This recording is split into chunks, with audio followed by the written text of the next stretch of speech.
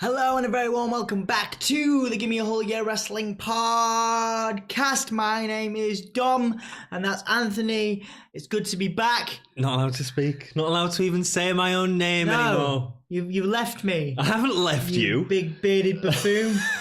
Just because you've got a new fancy good looking boy and Ollie doing Well, NXT if you UK had stuff. a proper beard, you would be able to do the NXT UK. That's but beardist. with that fluff on your face, you're... That's beardist. That is terrible. beardist. Welcome to the episode. Today we're looking at In Your House 4 from In Your House. In Your House 4. 4. October the 22nd, 1995 in Winnipeg, Manitoba, Canada. Manitoba. Chris Jericho's house. Is that where he's from? Yeah. Is it? Yeah, but I mean, it's not his gaff. That's not his house. It's not his gaff. Manitoba is not his entire gaff. No, it's not. I mean, he probably That'd be quite cool, though.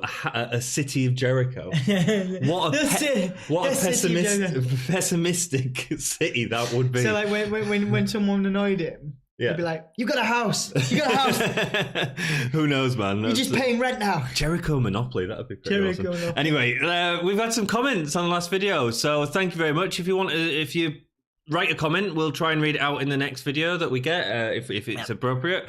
And it's a comment from Wrestle with Andy, who's a YouTuber as well, a fellow YouTuber, who says he remembers buying In Your House 3 on VHS from a car boot sale. Good lad, VHS. He always remembers, for some reason, as it was one of the hardest ones to find in the shops back in the day, and couldn't believe he'd found it. I love hearing stories like that. Yeah, that's really nice. Thank you very much. What VHSs did you have? You don't want to know what VHS is that? No. What wrestling VHS? Oh, wrestling VHS. I had a lot of In Your House. I used to quite like them. I liked this period of time. You know, it was really. It's awful. 1, 2, 3 Kid was quite prominent in stories, and he was my favourite growing up. You know, obviously he goes into a. Well, he actually doesn't go into a prominent storyline from this, but it's probably one of the best things he did in this in this era. In the early 1, 2, 3 Kid. But yeah, like I quite like this time, so I had a lot of In Your House stuff, yeah. So thank you very much for that awesome comment. I had Royal Rumble 1993 on VHS, like the pink box, but man, it got completely chewed up because we watched that over and over and over again. Yeah. It's a shame we didn't have the 92 Rumble because that was way better. And thank you very much for that question. Really appreciate it. Not question. We appreciate it. We appreciate you. We appreciate everything that you do for us. We appreciate you keeping it gay, most emphatically gay. And if you are enjoying the podcast and you could give us a like, that really helps out the channel. Any subscribes that we get also, and press the ring bell notification thing and it goes ding ding ding. That's what me and Ollie do. That you're just not that cool. And it'll keep you updated on when the new videos are coming out. We're also on Facebook and Twitter, so hit us up there. And if you're looking for a late Christmas present, you can buy a Gimme a Whole Year t-shirt. Oh yeah, that's the t-shirt. I mean, obviously it would work, especially if you were from Hull like ourselves. But if you are not from Hull and you just want to spread the love, we are still, I believe, till 2021 officially the city of culture in this country. So that is a thing. Maybe. So perhaps if you want to celebrate Hull, maybe we'll find out. We'll find out if we still are after Brexit. Next, so back into In Your House 4. The film at the time, the UK #1 film, was Get Shorty, and the UK #1 single was Coolio. This is such a song. I still actually play this in my car. Do you? It's on my Spotify playlist. You play this in your car? Yeah, I do. It's on my playlist. Is it right? Living in a gangster's paradise. I'm like the most chilled out. I grew up to a lovely family, a lot of lovely people around me, but still when I break out Coolio, Gangster's Paradise, I got my arm on the wheel, just like my elbow outside the window, and I'm just like, what up? How cool. Living in a gangster's paradise. Living it up. So there's no Bret Hart or Owen Hart in this pay-per-view. Obviously Bret Hart appears in the last match on commentary.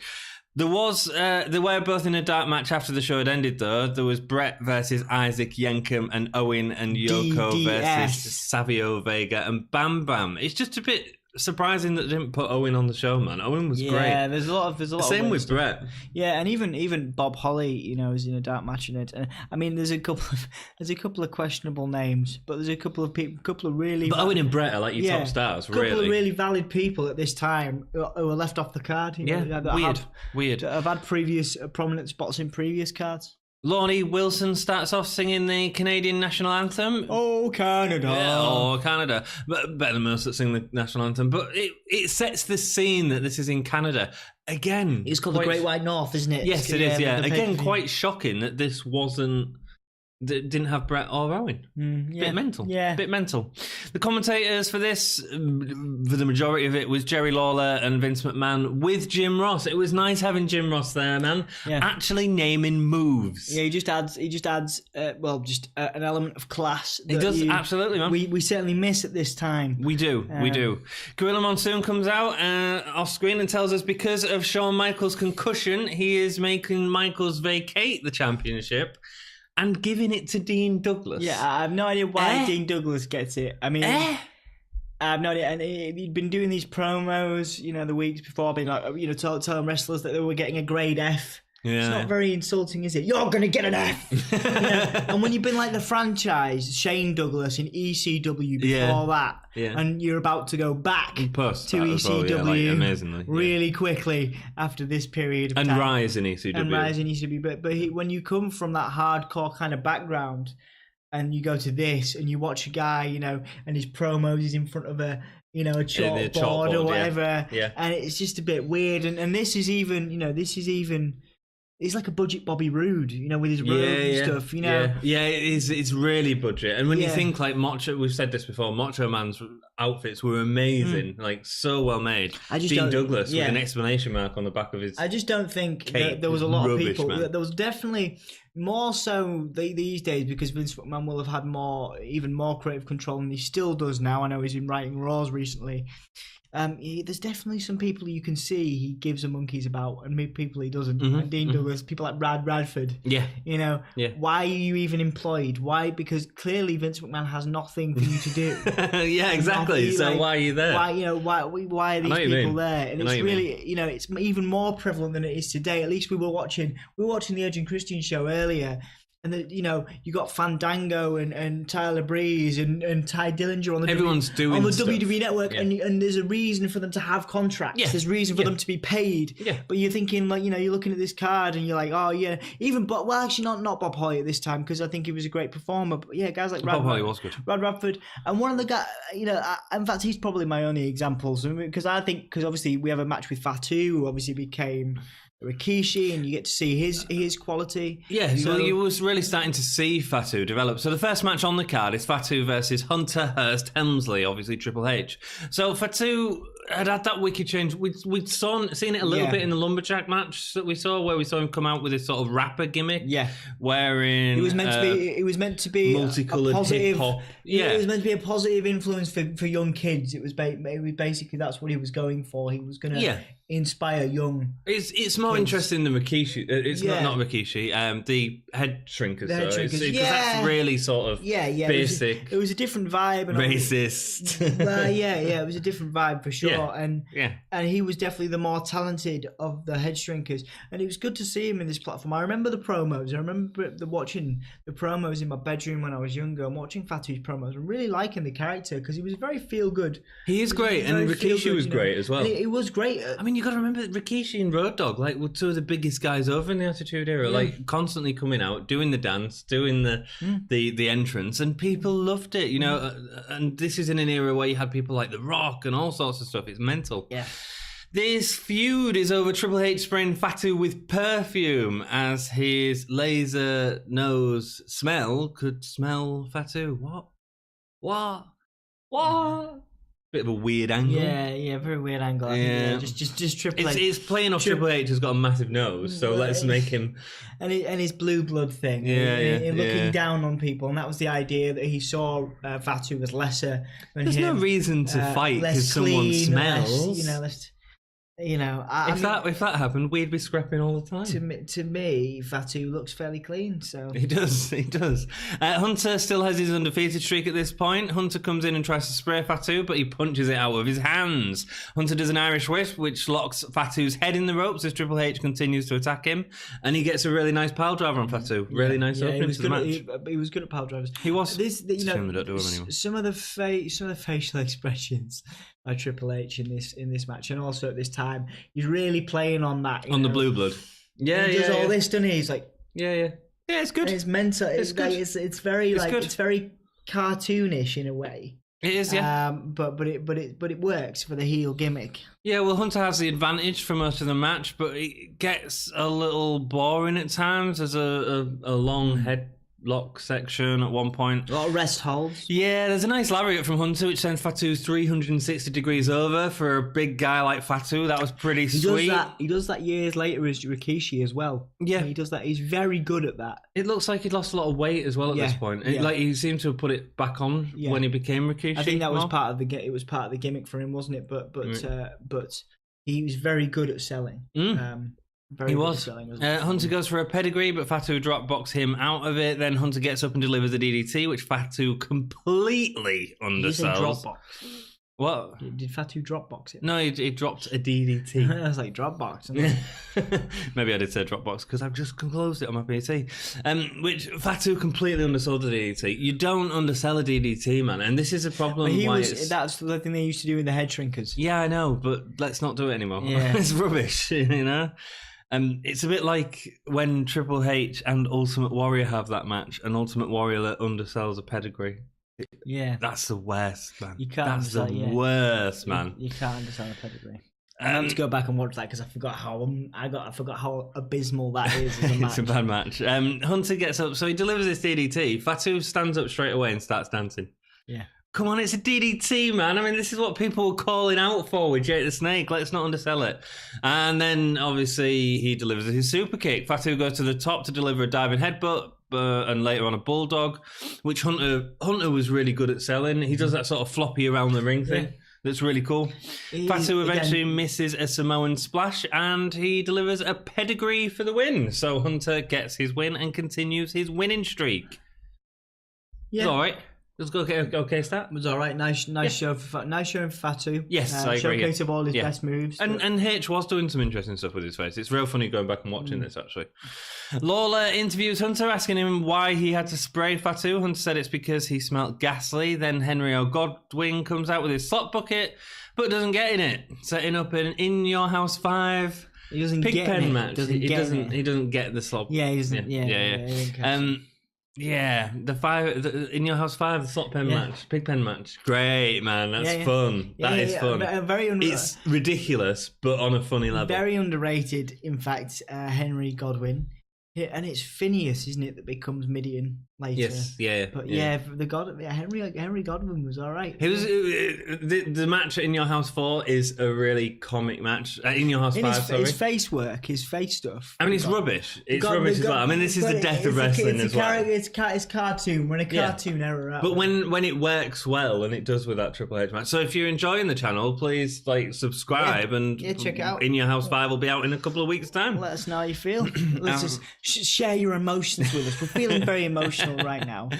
I'm feeling very emotional since I've been replaced. So I'd like for you guys to share your emotions with me, with us.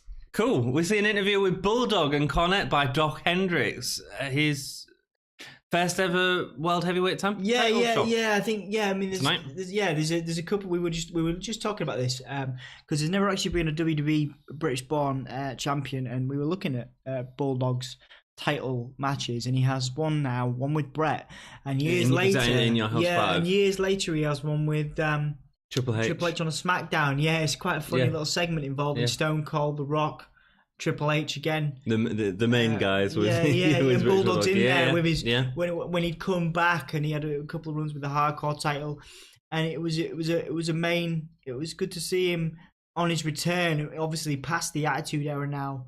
And in that kind of main event spot, but he never obviously captured the gold, and this was a first run for it, and it's sad because obviously we're talking about I'm not trying to spoil it, but it wasn't the best showing for either. No, it was rubbish. It was a really crap match.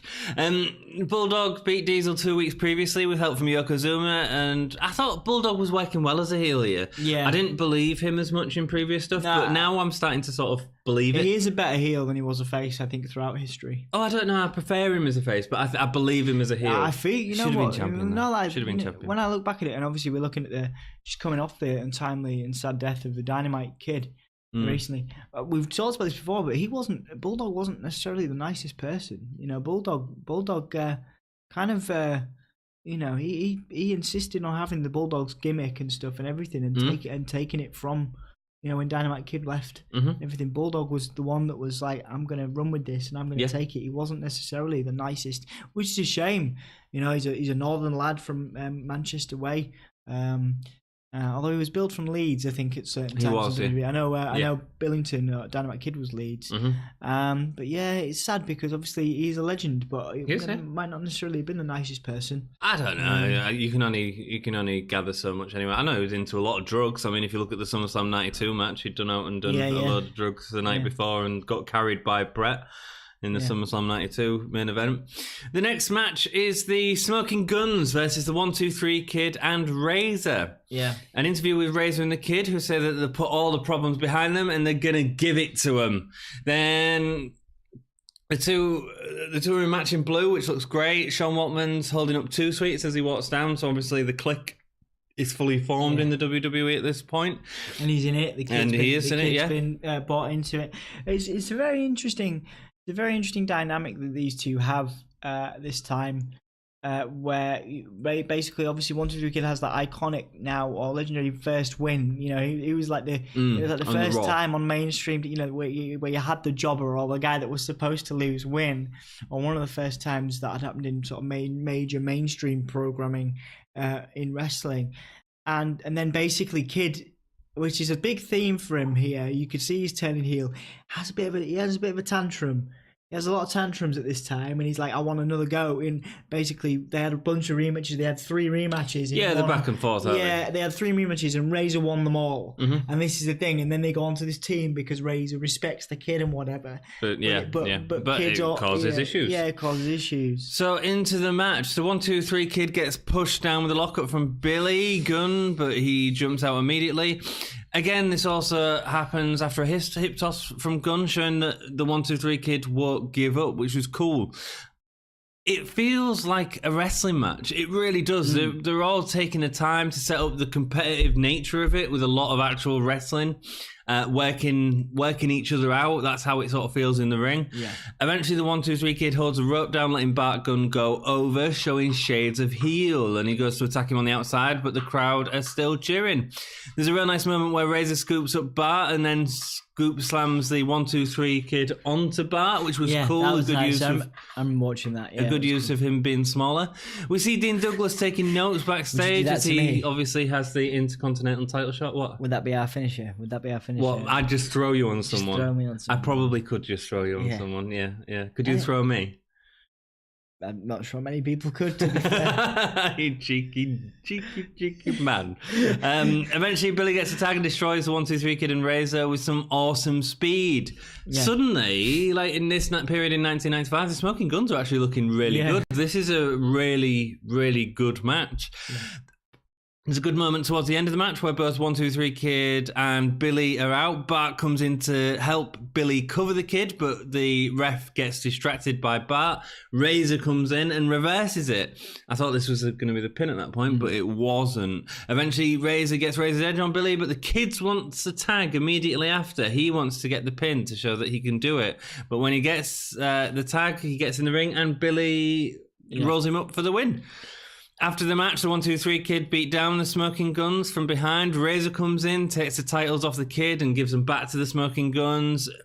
It feels like a bit like a father telling his son off, which is really cool dynamic. Given the angle that's about to take place, it's very it's a very good setup. And I think that this was a great match by the Smoking Guns. I thought that this was one of the best matches I've seen by him. Yeah. Interesting. Next up, we have Doc Hendricks advertising 2 standees of Brett and Michaels. If we could have a standee on the podcast, who would we have, Dom? Standee? Yeah, do you know, like a life-size, like, cut out of a wrestler? James Ellsworth. James Ellsworth. Awesome. Jeff Gaylord. Who's that? Jeff Gaylord. He was the knight from the Survivor Series 92. One of Shawn Michaels' nights. Oh, there you go. Cool. Jeff Gaylord. Well, thanks. He's the official wrestler of the Gimme a Yeah podcast. We had a conversation about it on the podcast. How do you not remember this? For the weeks after, it was all, Jeff Gaylord. It's been a long time because you left me. Yeah, no, it'd be Macho. We'd have to have Macho. Yeah, Macho. Macho. Okay. Yeah. Next up we have... Oh, you know what? Oh, Goldust. Goldust. I love Goldust. I have so much time for him. Next up we have Goldust versus Marty Jannetty. Indeed. Would you have Goldust with the black ears painted on, or the modern day Goldust? No, I'd have black ears Goldust. Black ears Goldust is rubbish, man. I don't know why. At some point they stopped doing it, but it just looked weird. I like it. It's an evolution, sort of. Yeah, okay, fair enough, yeah. Cool. Goldust versus Marty Jannetty. If you haven't seen the podcast before, we like to do a little bit of talk on a debuting wrestler. Goldust is not a debuting wrestler. He has already appeared on the WWF. We have already done him. Yes, in a tag match with Dusty Rhodes at one of the early WrestleManias, was it, I think? Yeah. But Don wants to talk a little bit about Goldust. Basically, there are wrestlers on this podcast that I love to talk about, and just because I like to just waffle on. One of them is 1-2-3 Kid. One of them is Raven. One of them will be Mick Foley. And the Goldust is one of them. Yeah, and Goldust is in my opinion, in the top 10 most underrated wrestlers of all time in any promotion.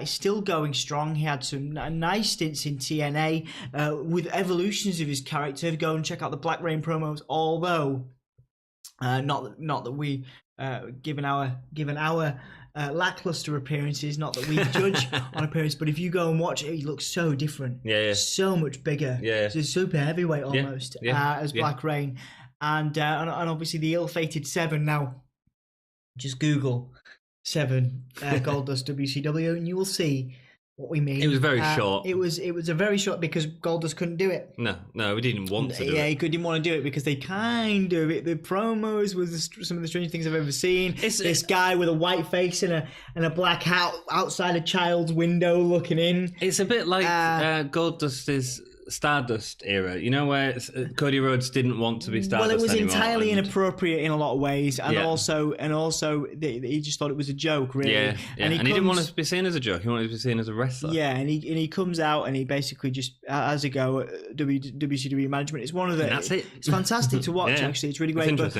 obviously, you know, he's won a lot of championships. About 20 championships. Obviously, another one of my favorites, Raven, has one of the few people to have more championships than Goldust. He's obviously won. I actually forgotten he was a US champion. I actually forgot that he had a couple of runs with the US championship. He's obviously won the tag team championships a bunch of times. Still going today.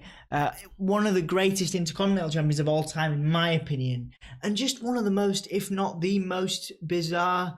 He gets this a lot, obviously. He's built as the bizarre one, but just, I mean, in terms of character, he's a dude wearing face paint in 2018 that still ticks because he's referencing an angle where he was electrocuted about a decade ago. He's so good. He is. And he actually does have, we're talking about people that you don't think always have championship runs. He actually got a championship title match against Shawn Michaels, a ladder match years ago. But one of those people who, we talk about people that don't need belts. Yeah. Jake the Snake was one of them. And as much as I like to say, Bray Wyatt would be good, and Goldust is another one. As much as I would love to have seen, because obviously the time is definitely past now, to see Goldust as a world heavyweight champion, I don't think he ever needed it. No. I think he was a character, a real character. And, the other guys that you've named, Jake the Snake and Bray Wyatt, again, incredible promos. Goldust had come into the WWF with this sort of seductive... But just the diversity. No one else in WWE history has had so much diversity. No. I think in their character, he's been a Christian. He came back as a Christian once when he was, when he kind of got fed up with the Goldust thing, and then he went back to Goldust. He was teamed with Luna Vachon, where he was like Marilyn Manson dust once. He had like loads of different makeup. He was wearing ball gags and stuff. Equally, he's been mental stuff. Equally, there has been a lot of rubbish as well. Yeah, equally. he's been at the top of the card. Even most recently, he came out and challenged John Cena to a match, which he promptly lost. But you know what I mean? But there's also, as well as you're focusing very much on all this really great stuff, but there's also been some real naff stuff with Goldust as well. Some real rubbish storylines. Some questionable stuff, yeah. I mean, there's been definitely... Where he hasn't sort of... The R-Truth stuff, the R-Truth heel stuff, even the Golden Truth stuff was... I mean, it was entertaining. But... Yeah, it was entertaining. But I'm on about even like back then, the ball gag stuff was too weird. I quite liked it. The Piper stuff was a bit weird. I loved all that. Yeah. O.J. Simpson. Well, O.J. Simpson, car chase. Yeah, WrestleMania. Yeah, it's weird. He's sort of... Sometimes I think he's good. Sometimes I don't think he's good. I think it's all... Well, we'll see what you think as we carry on watching this. You know, even these promos to Matty Jannetty. The promos are incredible, but then they don't always play off well. I like Goldust and the Undertaker, you know. Yeah, and they teased the golden age being back a few last year, maybe early this year, when he went heel again on R-Truth, and then that just got dropped. He never had a strong angle from that, it was playing on this time. It was going back. Oh yeah, absolutely. Silver screen of Goldust. He had his director's chair and everything. All that, you know. Yeah. But so there's a pre-tape section of Goldust doing his thing. Remember the name? Calling this the premiere of Goldust, not the debut, which I thought was really clever work of it. Right, so the entrance is a bit naff. They use photographers to light him as he's walking down the ramp, but that doesn't really work on TV. It just looks like really naff strobe. Yeah. They have the gold... It wasn't confetti. I think it was like... It must have been like really small confetti maybe that's coming down from the roof, which, again, it didn't really work that well, did it? It doesn't lend itself well, does it? No, I just didn't think it worked on TV. He takes off his robes in the ring, taking off his feather boa dressing gown, which was cool. Jannetty gets a fast start against Goldust as he starts walking back up the ramp to recompose himself. Jim Ross brings up that Marty Jannetty's personal demons have hurt him a lot in his career. What a shame, man, that Marty Jannetty could have gone on to great things. I actually watched, in my research last night, for the pay-per-view, I tried to, when I was trying to look up this match, I found a match with him and The Miz. From what, Matty Jannetty in The Miz? Yeah, from Years Gone Raw, and he's got flashes of that brilliance, quality. Yeah. But then you can see years of just a lot of things that happened. You know, when you look at, you know, I would compare the Matty Jannetty performance against The Miz to Shawn Michaels at Crown Jewel. Right. You see what I mean? Yeah. A guy that's been away for so long and just hasn't cared, you know. He's wrestled a lot. I mean, he's always wrestled on the indie promotions. He's done bits and stuff, but like, you know, it's a shame because, again, even at this time, you see elements of that, but he's still a great performer, and he actually has. We're coming up to a time that I also really liked, where he brings in a guy called Leif Cassidy, or rather a lesser known Al Snow, to become the new Rockers, and that was a good time. That was good. It was good. We're coming up to that. I can't remember. It's obviously it's a minor angle on the grand scheme of things in the Attitude Era, but it's there. Yeah, and he comes back and he has a good go, and it's nice to see him at this time. Cool. Goldust gets the glove slaps in the ring that he'd used throughout his career. Sort of. Does he take him off his hand slightly so it gives a real good? But I also sound. Like that. I love and he still does it to this day. And Cody actually borrowed it, and he still borrows it on the Indies. The drop down and the drop down knee and then the chop. Yeah, it's great. It's great. But in this match, it's all quite slow, with Goldust focusing more on his character work, which sounds great. But the problem is he's still finding that character at this point, so he's not that confident with it yet, and it's a bit of a detriment to the match at this point, and it makes it very slow. Goldust attacks Jannetty using the ring set, which makes a massive thud, but when Goldust is back in the ring, Jannetty tosses him back out with a snap mirror over the top rope before using the steps on him. Goldust gets back by tossing him into the ring post as Jannetty throws himself into it, and it's amazing. It's really amazing how similar Dustin looks to Cody nowadays. Yeah. Like if you go back and watch this, he looks very similar to Cody, which is mental. Yeah, I like I said. Well, it's not mental. It's just the brothers. It's brothers, but it's it is lovely to watch similarities like that, isn't it? Yeah. A nice DDT from Goldust in the ring. There is a dude in the crowd who Jerry says is Bela Lugosi. He's been there all night. I didn't really get that whole thing. I don't know if it went into anything. Jannetty goes for a move off the top rope, but Goldust raises his legs, front face suplex, gets Goldust the win. Yeah, not the best in the ring though here. It felt a little slow. No. I mean, Jannetty's pace suits even at this time, and I think a lot of people have to carry Jannetty. I don't think it was Jannetty. I think it was Goldust. I just don't think he's got the mix of character and wrestling ratio at this point, you know. But we'll see how it develops, and that's interesting to sort of carry on watching and sort of observing as we go along. Next up, we have King Mabel with Samo versus Yokozuna with Cornette and Fuji. Yeah, this is... Gorilla Monsoon made this match after Yokozuna, Mabel and Bulldog beat down The Undertaker. This is where Undertaker got his broken face from Mabel and had a crushed eye socket, a really nasty injury. Mabel was sloppy, man. I mean... That mask looked cool, though. I know it didn't come out of it, but that that's not good. It's not good. It's not good. But it definitely looked cool. Yeah, it did look cool. Mabel was just sloppy. King... So, right... we'll talk about that after the match. King Mabel comes down on a throne carried by a group of men. Wow, really strong dudes. Yeah. Gorilla Monsoon had apparently settled this match to save the WWF. This match wasn't lighting any fires, was it? No, it's an odd. I mean, it's an odd thing. I mean, you get glimpses of an era of a time that we're going to see, where brief time where Yokozuna's kind of this face character here, and obviously, that it's sort of a lesser of two evils type of thing, and Yoko is better to me than I think I may have, because I talk up Mabel quite a lot. Maybe I've said Mabel's better than Yoko, but with these two in the ring, I think. Yeah, I'm gonna. Yoko plays the spots better. Yeah, Mabel just feels a bit sloppy. I'm gonna re-egg that, and I'm gonna say Yoko is better in this context. The two giants slug it out at the beginning. Mabel goes over the ropes, and then they take about 2 or 3 minutes to reset the match. I mean, best part of the match is Jim Ross, who says that the fashion police are going to come out and give a fashion violation to Jim Cornette.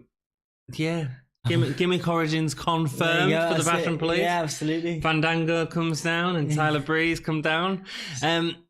Start dressing Cornette. Yeah. I mean, these are two big dudes. It's exactly what you'd expect. Lots of punches, a clothesline, avalanche attempts that miss. Mabel does the weirdest bulldog, which Yoko sort of forgets to sell.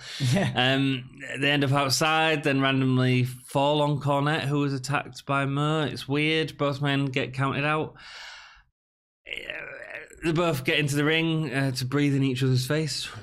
Yeah. And they eventually hug, and who cares? I understand why the match was put together, right? In terms of in a playground mentality, if we was in the playground at this point, we would have been going, oh, the two biggest guys are getting in, and who's the biggest big guy, and all this. It's a spectacle. Yeah, but it was rubbish. It's just really odd. I mean, obviously, slow. It could have done something more. Obviously, you have Mo attacking Cornette, and they could have built that into something. And it just seems a bit like a non-start and a non-finish. Yeah. Why would they hug? Pretty much. I mean, I know they're two heels, but do they go on to become a tag team? No. Do they go on to become? It's a spectacle, isn't it? It's a spectacle, but it's just rubbish. Yeah. And you don't want two heels hugging it out at the end either. Well, I suppose you do. That's probably why they did the count out to save them both. Because if not, you would have absolutely buried one guy, because you'd have had the answer to who's the big guy. Yeah. Next up, we have Dean Douglas versus Razor Ramon in an Intercontinental Championship match. Shawn Michaels comes out and does the whole thing. Shawn Michaels is he's got a really nasty black eye, because he'd been beaten up the night before. In a bar, and he had a rough time of it, but he does sell. Even it doesn't help. I feel really mean because I'm insulting people's injuries, but it helps because he looks really sad. He looks really sad. Yeah, he does. I mean? He looks like he's crying. He looks really sad. He might have just been really sore. Yeah. I think he was really sore, but he looks really sad, and he sells the fact that it's gutting for him to lose that. Yeah, and it's nice how he does it, where he's sort of staring at the title for ages before reluctantly handing it on to Douglas. And the fans are into it because they don't want it to happen because it's Dean Douglas, Yeah. But I mean, Michaels does a good job. It's just giving it to Douglas makes no sense whatsoever. Why was it? There was no tournament. There was nothing. It's obviously, I suppose time. And I mean, don't forget, we'd come off was it the SummerSlam ladder match between Michaels and Razor? Razor, and this is the other thing. So going into the match, we get a lot of Razor. They make a big deal of it being his 4th Intercontinental Championship run if he wins. Make a big deal of it. And spoiler, he does win. But wow, what a lackluster way to win after the sort of build-up of that and and especially how the match ends. So let's go into the match because we have seen these two go at it before at In Your House 3, was it? Yeah, there's a long-standing rivalry between the two of them. Well, long-standing, well, not really long-standing at all, but it's a short. I think Razor was out of it during this match as well. I think he was. Yeah. I think this was going through his bad period. And, the start of the match, it's just lock-up wrestling. Razor holds his arm forever for 5 minutes, and the crowd have no investment in the match. It doesn't show what Razor or Douglas can do in the ring. There's no character. I mean, in an age and a time where there's so many characters, even Razor Ramon, as larger than life as he is, gets lost in a shuffle here. Because you've just come out of a Goldust match, and previously you've got this big, you've got these big, even though it wasn't a great match, you've got these big, larger-than-life personalities. The crowd were more vocal for that than the way for this. And then you've got Dean Douglas. And Razor is not. Maybe it's because he's been out before, but you're right. He's not on top form. No, he's not engaging. The crowd isn't engaging with him. No, and he looks out of it. His face looks out of it. He's not. He's weird. Finally, Razor does a little wrestling with a fallaway slam, but Douglas's clothesline out the ring straight afterwards, killing any chance of picking up the pace during the match. Razor takes a bottle from the water of the announcers and pours it on Douglas. Ooh. Devastating.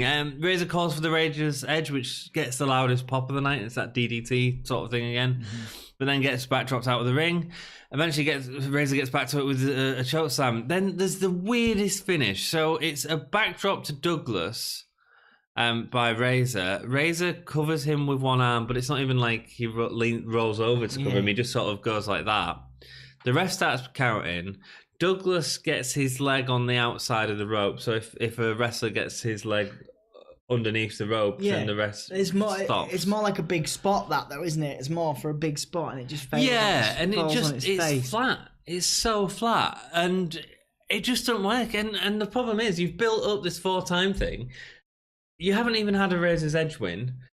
It's just rubbish, man. I mean, it's really rubbish. The commentary team review the footage and sort of see the foot on the rope, so you can move on with that angle, but the whole sort of build-up of this 4-time winning just felt really lackluster. And I thought that this... It's a nice stretch, because this is the time where I would have taken a break in the pay-per-view, because I have no time for Dean Douglas. I'm just going to have a stretch while we I don't mind Dean Douglas. Like Shane Douglas, who's a good wrestler. Shane Douglas, but he's a good wrestler, but it's just this character doesn't work. In this context. And zero chemistry. I thought that this match was a lot worse than the In Your House 3 match that they had, actually. Which is, and that wasn't the best match.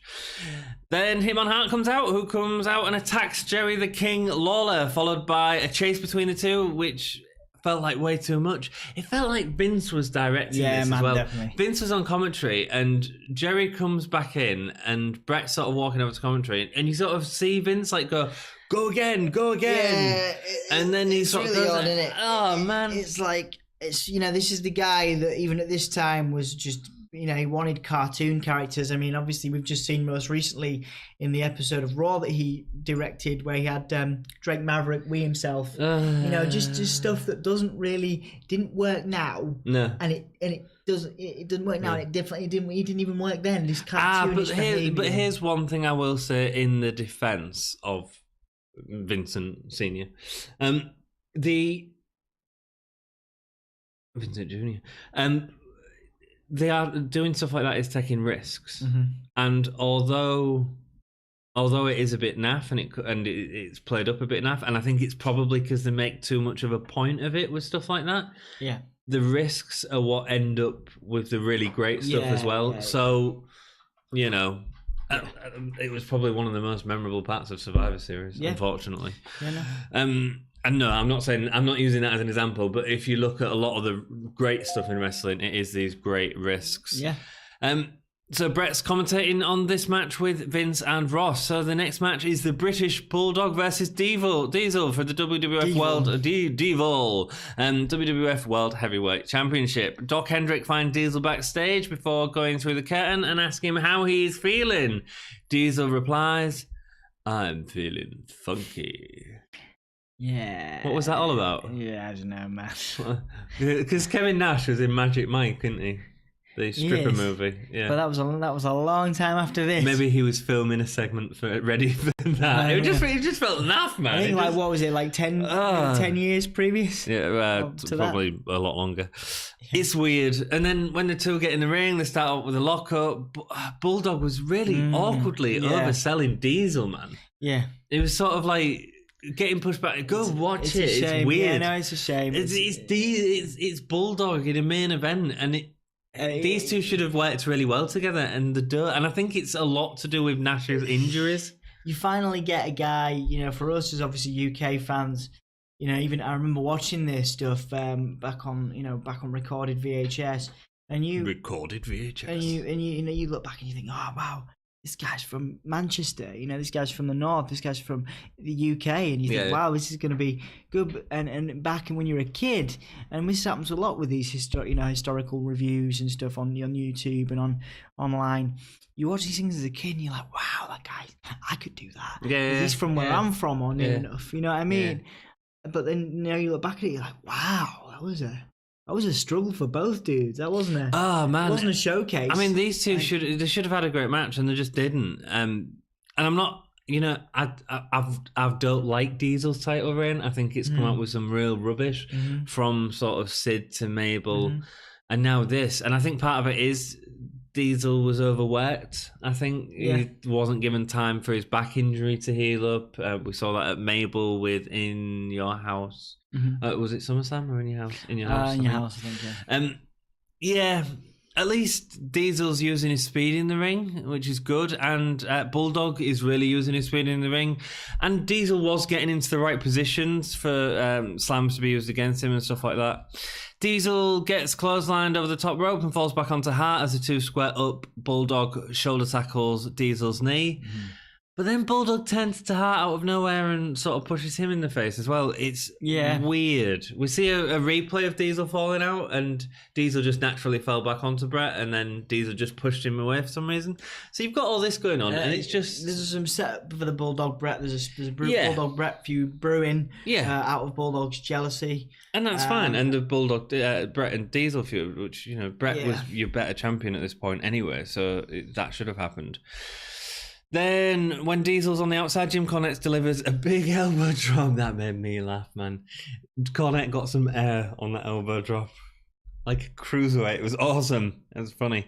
Bulldog continues working over Diesel's knee, but he's slow. Diesel felt like a snail in the ring at times, man. Yeah, he was struggling. And the problem is, the build-up to Diesel escaping all of these Bulldog sort of rest holds. But as soon as... he's working over the knee a lot, isn't he? He's selling the story of the knee. Yeah. But as soon as he gets away from Bulldog straight over him. So you're sort of building up the crowd to this escape, and then the escape happens, and the crowd go away, and then Bulldog straight back on him, and it's flat again. Yeah. Don't work, man. Don't work. I think Diesel did rely a lot on the other time, time on the other person, and he certainly did on Bulldog in this house. But then the two just didn't have great chemistry. There's none of Bulldog's power moves in the match, just submission wrestling. But Bulldog want the best submission wrestler. Yeah, that's the thing. There's not. You're right. That chemistry wasn't there between them. No. Certainly on this night. Eventually, Diesel gets a suplex on Bulldog. Brett seemed to be taking a dig at Diesel's endurance on commentary. I think that was a shoot.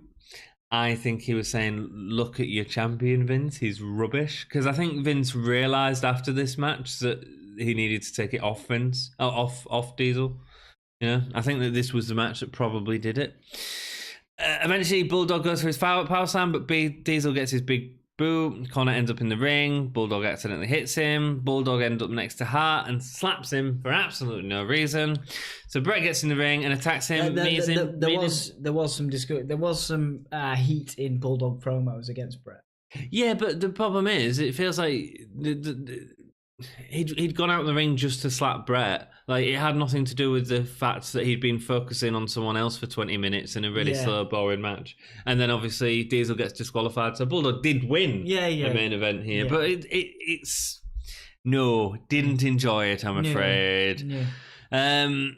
So Brett gets in the ring, attacks him. Brett and Diesel go at it in the ring at the end. So the end of your pay-per-view with two faces sort of huddling in the ring with Resh trying to pull him off. The Smoking Guns, Douglas, Bam Bam, Savio Vega, everyone come out to sort of keep them apart. And the bell rings really annoyingly. Ding, ding, ding, ding. And it's not really exciting, is it? It's weird. Nope. It's two faces going at it. It's odd.